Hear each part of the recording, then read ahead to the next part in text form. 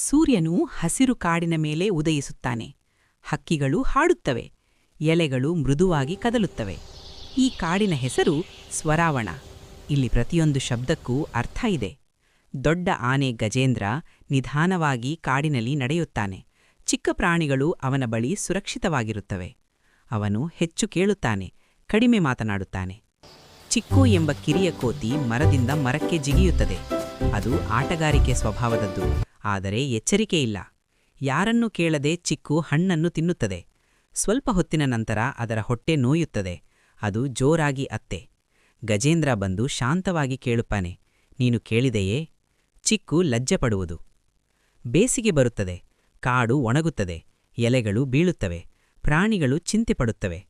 ಅಚಾನಕ್ ಕಾಡಿನ ಅಂಚಿನಲ್ಲಿ ಬೆಂಕಿ ಕಾಣಿಸುತ್ತದೆ. ಧೂಮ ತುಂಬುತ್ತದೆ. ಪ್ರಾಣಿಗಳು ಭಯದಿಂದ ಓಡುತ್ತವೆ.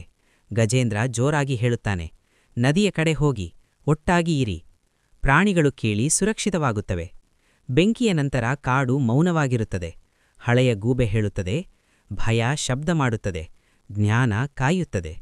ಚಿಕ್ಕು ಈಗ ಇತರರಿಗೆ ಸಹಾಯ ಮಾಡುತ್ತದೆ. ಕೆಲಸ ಮಾಡುವ ಮೊದಲು ಕೇಳುತ್ತದೆ.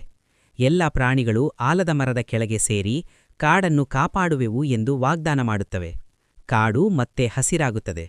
ಮೃದುವಾದ ಸಂತೋಷದ ಶಬ್ದಗಳು ಬರುತ್ತವೆ. ಗಜೇಂದ್ರ ನಗುತ್ತಾನೆ.